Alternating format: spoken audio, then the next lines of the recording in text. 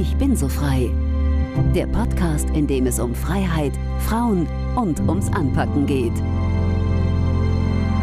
Mit Dr. Zoe von Fink. It's the 8th of March 2023. It's the International Women's Day, and I'm delighted to be sitting here with Celia Pelaz, who is a member of the board at Hensoldt. Hi, Zoe. It is so great to have the chance to be seated with you too. So how do you like to start your day, ideally? I generally don't like to start my day. I love my bed. So once I have managed to get out of the bed, I do need a coffee. And I would love to start my day with some rays of sun, but that is always a little bit difficult in this country. But at least you're in Munich. There's more sun than in Berlin. A little bit more. I guess most people that listen are not so familiar in detail with the defense industry. What is it that Hensoldt does? We call ourselves a sensor solution house.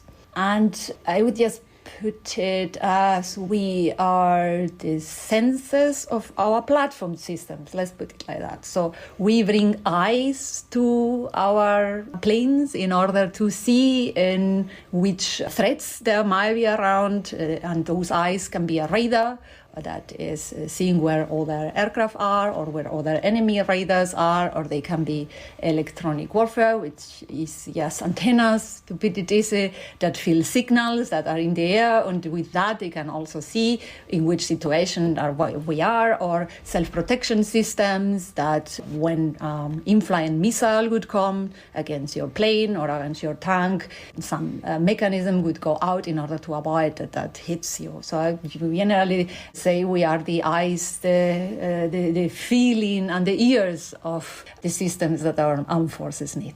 What is the meaning of freedom to you?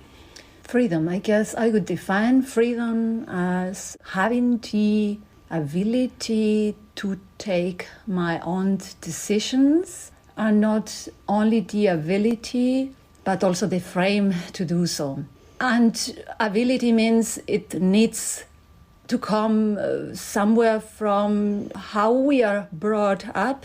I look at freedom, and today is the International Women's Day, and mostly how can we define freedom for women is when we are born, we shouldn't have chances taken from us just because we don't have role models to follow, or because there are not enough examples for you to decide what it is that you want to do with your life in terms of career or in terms of choices for how do you want to live. So it starts for me creating that framework where people can choose freely, but they also have the ability, the mindset to choose freely. I've looked at your CV in the past, and now you always worked for the defense industry. How come? I would say that was probably by chance, because I was studying in Spain, in Bilbao at university, and when I decided to do my sandwich course or Diplomarbeit in German, I had been studying some German, and I thought, well, I want to really learn German, so I will go to Germany. And at the time, I wanted to go to Germany to learn the language, come back to the north of Spain and work for the as an industrial engineer in the country, so I didn't have to do anything with defense. But as life is, when I sent my CV to many German companies, one of the first ones to answer was Astrium by the Lake of Constance, that were dealing with satellites. So it was space, it was not even military. But in the area, there was Dornier or EADS, so there was a lot of industry that was dealing with defense. So I got closer to it. And technology fascinated me, so I jumped into it. And then I got in contact with the customers, with the German forces, armed forces, but also with international armed forces. And I started to see the amazing job that they do for society, and how what I had always seen in movies about what armed forces are all about is really absolutely not the truth. And at the time, our German armed forces were also very, very much dedicated to crisis management and to help in difficult situations. I think today we are seeing that the real job, or one of our big job, is really to protect our country, to protect our value system and so on. At the time, it was a little bit different. When was that, if I may ask? In 2010, 11, no, wait a minute. In 2000, I came to Germany in 2000, so it might be 2002, something like that. And then I just thought that I also can contribute to that I can contribute first to break those biases about how people think about armed forces, and to work in an industry that has the objective to really provide to them the tools, the systems that they need in order to perform their job. And I think we should all be so thankful to the people that are actually dedicating their life to protect our way of living. And I don't think that they get enough credit for it. And yeah, that's why I stayed in the defense industry, and I don't see any need to move out of it. Yeah, so you obviously never regretted it. No, never. You're one of the very few women in Germany who made it to the top as a member of the board. How does a typical day look like? I would say I don't have a typical day. All my days are different. Maybe I can try to describe a typical week. And a typical week, because I live by the lake of Kunst still, my husband and my 2 cats, but I work in Munich, in Ulm, and all around the world. Generally, my week starts with getting in the car and getting myself to somewhere. And my week ends also getting in a car or in a plane and coming back home. So that is probably the only routine that I have in my week. So most of the time during the week, you're not at your home, correct? Or? Absolutely correct. I don't recall for the last 2 years, for example, that I would have been any night during the week at home. Maybe I might have had a home office day on a Friday or something like that. And the typical day then involves, yes, to talk to many people, to have discussions internally, externally, to meet our different teams in the company in order to discuss how do we achieve things together, to decide which direction do we work, or to meet partners or to meet customers. Therefore, I wouldn't say that there is really one typical day for me. And what are your working hours like? I don't want to say that I'm a very good example for work-life balance. So during the week, I probably work at least 10 hours a day. But I would say when you are working on something that you are passionate about and you are working with people, how do you separate in the end, the time that you're using to follow your purpose and your passion from the time that is really private? I learn a lot and I appreciate a lot the possibility that I have to meet so many different people. And many meetings are about work, but, there are purposeful things. So it doesn't feel to me like I'm working for 10 hours. I'm using 10 hours of my day or more to achieve things that I care about. And so what are the things you're currently caring about in your company? What are the things that you're trying to push forward? From one side, obviously, my role in the company is our overall strategy and business development. So I take care that we are aware of what our customers need and how do we need to drive the development of our technologies or our portfolio in order to best serve the mission that they have as a man. So I would say that is probably most of my work. But then I also care a lot, for example, about leadership or about diversity. So I also invest quite of my time in order to foster that. And I think today being International Women's Day, for example, we just had an event in which we celebrated the power of diversity and the power of partnerships, of differences, of tolerance, of the beauty, how enriching it is to really create something together, accepting and enjoying our differences and our diversity. So that is also an area that I really put a lot of effort into.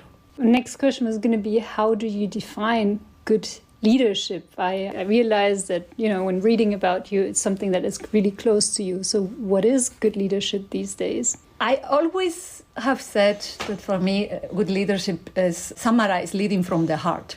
It means the first thing is to know that you are only a leader because people accept you as a leader, because you are capable to create a common vision. And in order to create a common vision and that common purpose, you need to listen and you need to understand what are the different visions for success of the different people that you are working with. And to find that common objective needs a lot of heart. It needs us first to understand we are all people, we are all humans, we are not machines.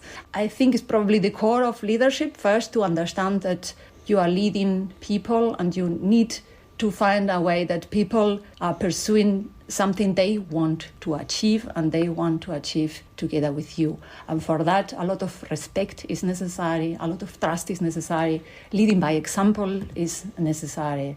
I would say, just be a good person to start with, and that probably is the key of leadership for me. And what are some of the lessons you as a leader would like to pass on for, women who are trying to aspire also to lead in a meaningful way? First, don't be afraid to follow the way if you feel that you want to lead.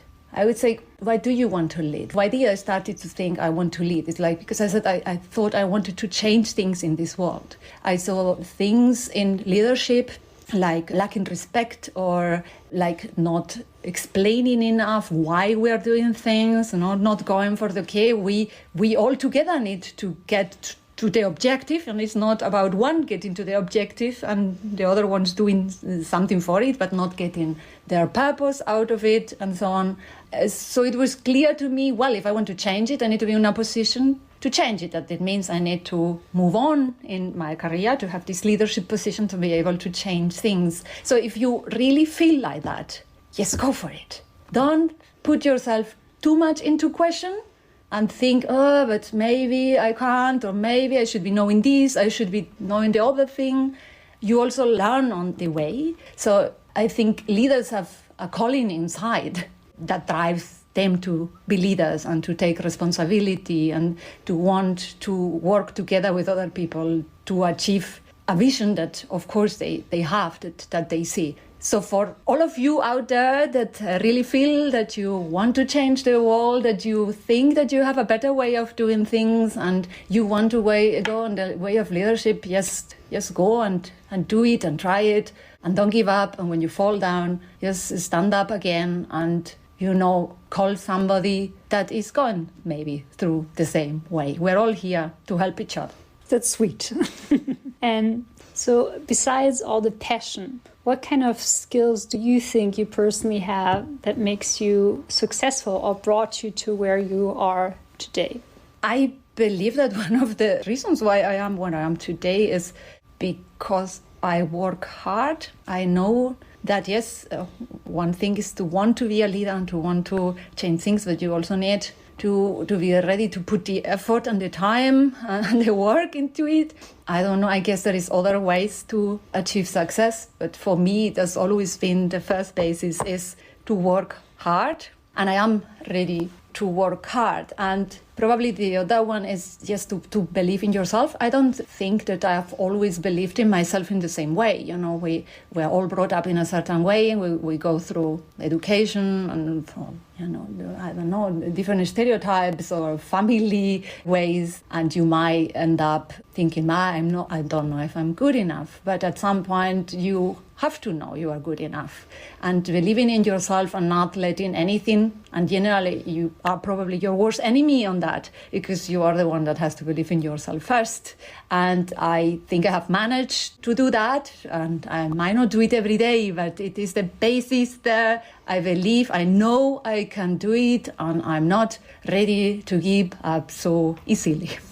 You're originally from Spain. Your German is flawless. I heard it earlier. Yeah, it's pretty good. So, but how is it different to work in a German or a Spanish environment? Or would you even say that you're working in an international environment now?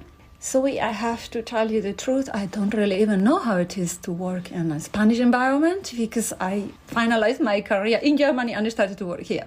So I can answer the question more from how it is to work in a German environment versus to an international environment. And probably the difference is the readiness for tolerance and for opening your eyes to different ideas that might enrich you. And generally, when you don't have diversity, and in a German environment, generally you work with many people that are from the same nationality, then you sort of have many commonalities. You understand each other better, and you are not open for so many new ideas. You don't have to go through the pain to understand all the ways, other ideas, other communications ways. While in an international environment, you go very quickly through the pain because you need to understand each other. I remember when I came to Germany, I lived with a girl from Prague and a man, or boy, I don't think to say boy, from Vietnam. And we were all here to do our language course and to learn German. So we didn't have a common language, and we tried to use German as a common language, although we were learning it. It was effort. It needed effort from all sides to, create the communication. But then it is so enriching in the end. But only if you have been in such an environment, you realize it. While you are in a different environment, you find it a pain that you have to invest more time, maybe, to find, to understand each other. But then when you have gone through that and you see once you have understood each other, you can solve so many ways, so many more things, then I think, you are really open for diversity and for the power of it. And how do you change a pattern of biases? You're saying that, Hensoldt is kind of a sometimes German company. So how can you make sure that people are not always hiring the same kind of people that will make less trouble, that where they won't have to make an effort in dealing with them?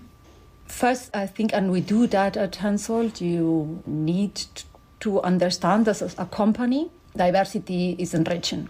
While understanding this and having, there are many statistics showing and your own experience, then you know that you have to do something about it. And it means sometimes to have to, and I don't want to call them, I call them targets. So we give ourselves targets for diversity. We give ourselves a target, for example, that we want 35% of women in our executive committee management board positions until 2024. Until 2026, we want that expanded to our overall leadership team, for example. So it's not enough just to want to do it. Sometimes you need to put a little bit of effort into it until it changes. And I wished that at some point we have so many examples of it that we don't really need to put targets anymore. It just happens naturally. But until it's there, I think creating awareness and knowing that we want to achieve diversity and that it won't happen on its own is an important thing. On this point, for most of the time, I imagine that you work in a very male-dominated environment. I'm just wondering, don't you sometimes get tired of being the only women in the room? I won't lie and say that it hasn't happened to me sometimes, over my career, that I think, oh my goodness, again, it's just only men around me, and you want it or not, you find maybe less common topics for discussion, or you react to things in different ways. I do think that, different people and different genders or different nationalities react to the same thing in different ways. And sometimes it's like a little bit overwhelming and say, oh, I would like to have somebody that sort of feels like me, understands like me. But over the time, you also get used to it, and the world, everything is changing, and it also has sometimes advantages to be the only woman. And I always tell this to women, sometimes, we might have a disadvantage because we don't have that commonality. On the other hand, we have the advantage. But remember us. Use always everything to your advantage. Look at life positively. And for you not to be the only woman in the room, what needs to change, especially in the defense industry? Well, I think we just, as I mentioned, we need to have more and more examples. And in order to have those examples, we do need to do something about it. So we need to create these targets, and we need to create ways of how do we attract already students at universities in order for them to really see that is a place in which they can see their future. That's what I said before. If when you are little, you are not free to choose, because the choices that are given to you actually already a restricted choice, and to expand the choice. And for that, I think role models is very important. I think when you look at what could you be, when you see that, I don't know, doctors are all male and you are a female, somehow you don't see represented yourself in something like that. So I think those are things that we have to do, we have to work at. And what has changed for your company since the Zeitenwende? The understanding of the necessity for our armed forces and for our industry. Although I mentioned at the beginning, it was for me very clear how important and how valuable and how necessary armed forces and therefore the industry that provides them with the tool is. It was clear to me because I was in contact with it, but it has been something that our society has generally put to a side and wanted to ignore and say, we don't talk about it, it's not a good thing maybe. And I think Zeitenwende has changed this perspective, because people can see that, and luckily we would all want to live in a peaceful world in which there are no aggressors and there are no tyrants, but unluckily this is not the world that we live in, and we need to do something here as well in order to keep the world order and the values that we have. And the understanding now that our industry is a contributor to society, I would say, is probably the biggest change that I see since Zeitenwende for our industry. And of course that now a lot of our products are necessary and so on. But I would say the main change is really the mindset and the perception. Are people seeing you differently? I mean, in your, daily encounters and your friends, are people just perceiving you in a different way and say, oh, I now get what you're doing? I would say because I am the type of person that I am, and I always wanted to be an ambassador of these things, my friends and so on, they have always had discussions with me about the defense industry and about the necessity of armed forces. Therefore, in my direct environment, there is no change. If anything, we discuss more often about the topic. But I would say in new situations with people that you don't know, I think that, yes, now there is more interest and there is less of I don't know which sort of person is this working for the defense industry, and more, hey, this is a person that is actually contributing to solve the situation that we have now, the systems that our armed forces need. Maybe last question, what is your outlook for the future? I am a positive person, and I still look at a future in which we can live peacefully in a world order in which everybody lives and lets live. I still want that. I know that probably is not very realistic, so I look at an outlook in which we are more tolerant, we understand the different views of different countries and situations, and we find a way to have a set of rules in which, as far as possible, we live with a certain common set of rules that is good for everybody and at least is safer than it is today. And do you also think that gender equality will take another 300 years, just as the UN General Secretary has said today? Oh, I didn't hear that statement, and that sounds very painful, admittedly.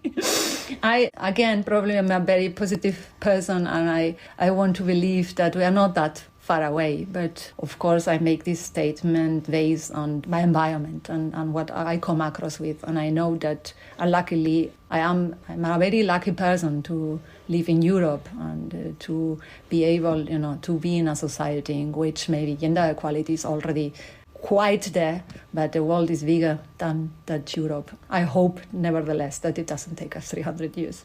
Thank you very much for this. Thank you. So it's been a real pleasure to talk to you.